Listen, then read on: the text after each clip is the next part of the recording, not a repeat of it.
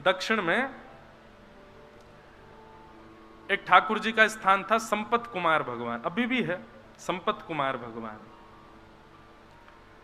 तो संपत कुमार भगवान जो थे, कोई मुगल शासन के समय पर कोई मुगल गया और मुगल जाकर के जैसे ही मंदिरों में जाते थे तोड़ फोड़ मचाने के लिए, तो मुगल जैसे ही वहां गया, संपत कुमार भगवान को मुगल की छोटी सी कन्या ने जैसे ही देखा, उसको लगा ये बहुत बढ़िया गुड्डा है, मेरे लिए ले चलो। राजा तो मुगल तो अपने समय में कुछ भी करते थे,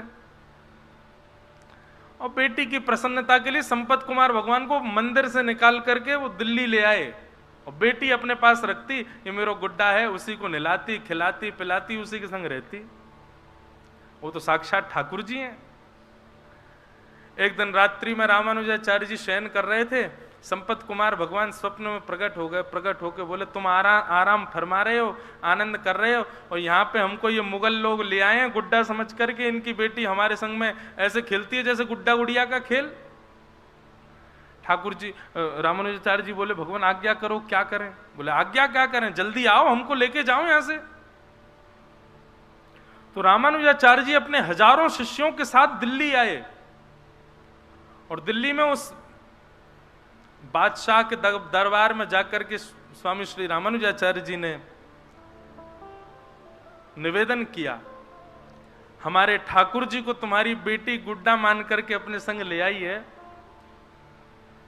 हमारे ठाकुर जी हैं, वो कोई गुड्डा गुड़िया नहीं है, उनको हमको वापस कर दो। और जो मुगल राजा था वो कहने लगा, बोले कि मैं कैसे मानूं वो तुम्हारे ठाकुर जी हैं।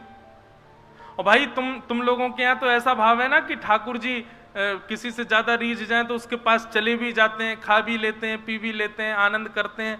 यदि तुम्हारे ठाकुर जी हैं तो तुम यहीं खड़े खड़े बुला दो, वो अपने आप कमरे से निकल के आ जाएं। यदि वो आ जाएंगे तो तुम ले जाना, और यदि वो नहीं आए तो चुपचाप यहां से चले जाना। ठाकुर जी को वो जो भी हैं वो यहीं रहेंगे, मेरी बेटी खेलती है उनके साथ।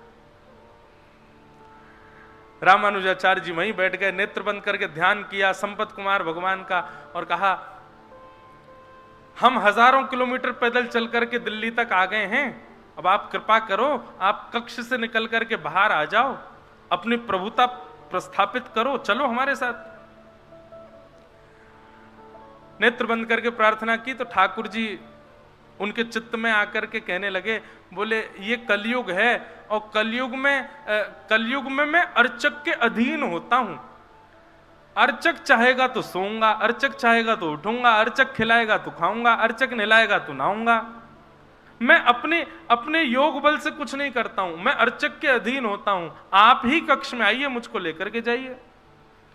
और जब ठाकुर जी इतना प्रवचन सुनाने लगे तो रामानुजाचार्य जी को गुस्सा आ गया ठाकुर जी पे। बोले, हम इतने 1000 किलोमीटर पैदल चल के आ गए, वैसे आपको कुछ भी करना हो तो उसमें कोई विधान नहीं आपका है, बलि के यहाँ जाके 2 पग से 3 लोग नाप लेते हैं, खुद के मन में आ जाए तो कुछ भी करोगे, लेकिन हम कह रहे हैं तो अब आप यहाँ पे आकर के, मैं तो अर्चक के अधीन हूं, वो चाहेगा तो ही चलूंगा, वही चाहेगा तो ही करूंगा, बैठे रहो यहीं पे, हम जा रहे हैं वापस यहां से।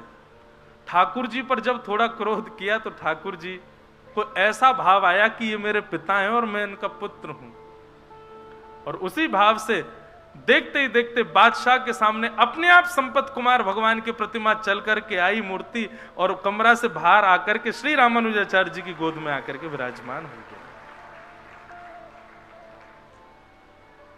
रामानुजाचार्य जी ठाकुर जी को हृदय से लगाए, बादशाह भी नतमस्तक हो गया, और रामानुजाचार्य जी ठाकुर जी को लेकर के आए, पुनः मंदिर में स्थापित किया, उनका प्राण प्रतिष्ठा हुई।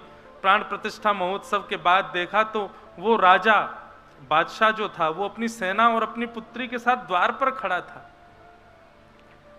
रामानुजाचार्य जी बोले, आप क्यों आए हैं? बोले, महाराज, मेरे जीवन में मेरी सबसे बड़ी प्रसन्नता केवल मेरी बेटी की प्रसन्नता, और जब से आपके ठाकुर जी चले गए मेरी बेटी बहुत रोती है, आप कृपा करो भगवान, मेरी पुत्री को एक बार उनका दर्शन करा दो।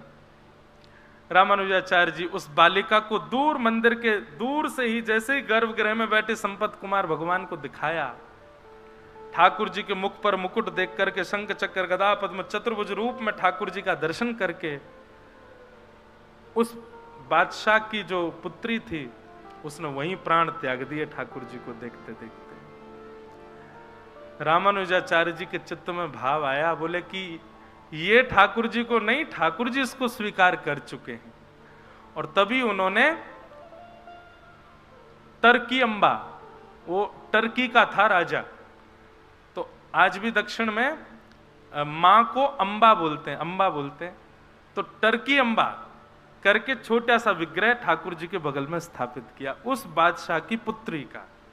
और आज भी साल में एक दिन आता है, उस दिन ठाकुर जी का उस कन्या से विवाह होता है, और ठाकुर जी उस दिन पठानी कपड़े पहनते हैं, क्योंकि वो टर्की के बादशाह की पुत्री है।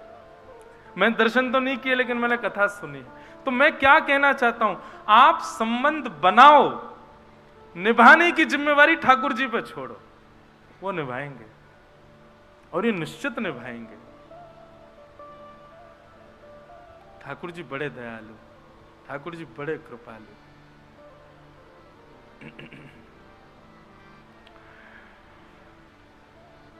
तो वैद्यम वास्तवमत्र वस्तु शिवदम तापत्रयोन्मूलनम्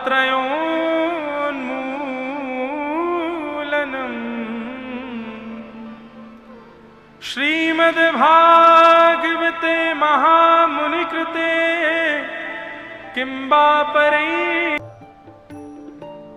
इसी भाव का वर्णन श्री प्रहलाद जी महाराज करते हैं। जब नृसिंह भगवान ने पूछा कि तुमको मेरे रूप से डर नहीं लगता, तब प्रहलाद जी कहते हैं, ठाकुर जी मैंने पहले से ही विचार किया था कि जिस दिन आप आओगे, आपके पैर के नख से लेकर के आपके मुख तक एक एक रों का दर्शन करूंगा। पर क्या करूं भगवान, जब से आप पधारे हो ना, मेरे नेत्र आपके पैरों से ऊपर जा ही नहीं पाए। मैं जब से आप आए हो, आपके चरणों को ही देख रहा हूं ठाकुर जी। आपके चरण ही इतने सुंदर हैं कि उनसे नेत्र में हटा नहीं पा रहा हूं। या तो बंधुओं, हम लोगों ने अभी तक ठाकुर जी को देखा नहीं है, हमारी स्थिति वैसी भई नहीं है। अगर है जाती ना, तो ये पद जो हम गा रहे हैं, ये हमारे साथ घटता।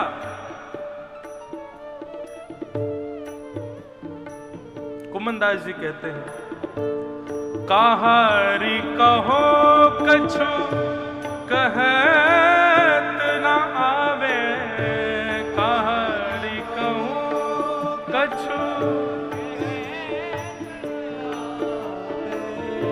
कहारी कहो कछु कहत न आवे, कहारी कहो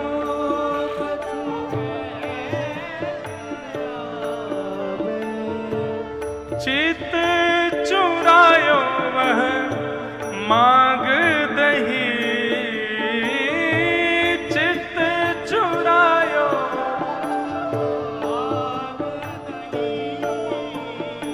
हे चित चुरायो वह मांग दही,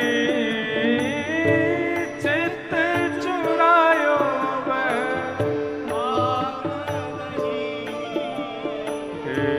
नैन पलक लागे नहीं रूप देख, नैन पलक लागे नहीं, नैन पलक लागे नहीं रूप देख, नैन पलक लागे।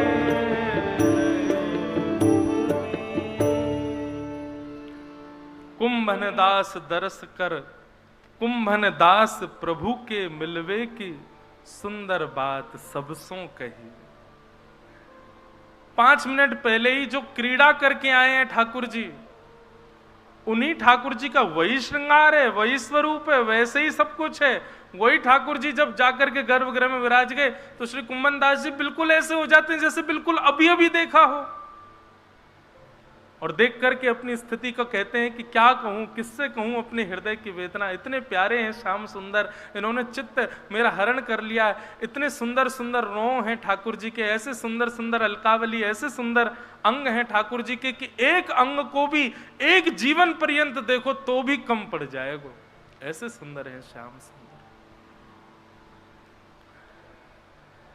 कुंभनदास जी का प्रसंग हमने क्यों उठाया था?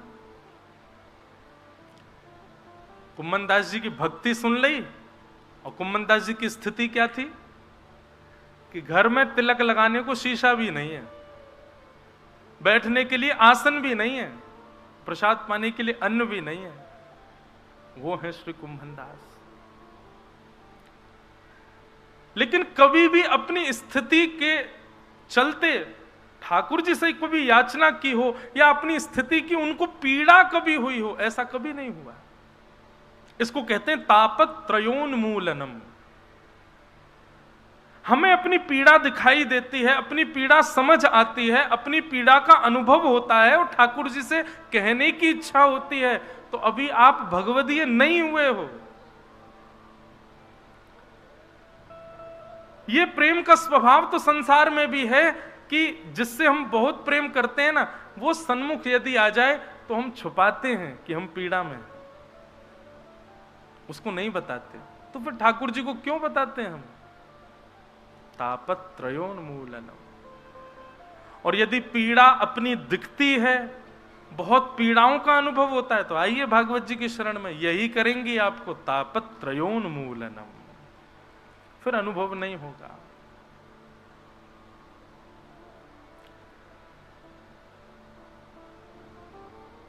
ये भागवत का चौथा लक्षण है, प्रयोजनम तापत्रयोन्मूलनम।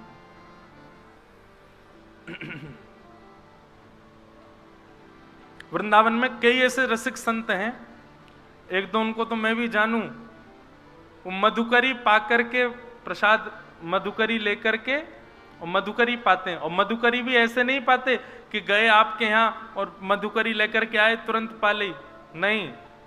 हमारे घर के बगल में, बिल्कुल बगल में ही है भागवत निवास, वहां के कई संत पता कहा करें, मधुकरी लेकर के जाएंगे और फिर ब्रज की रज में गड्ढो करेंगे और जितनी मधुकरी लेके आए सब्जी अलग करके रोटी इनको वहां में गड्ढे में गाड़ देंगे भीतर ब्रज की रज में ही।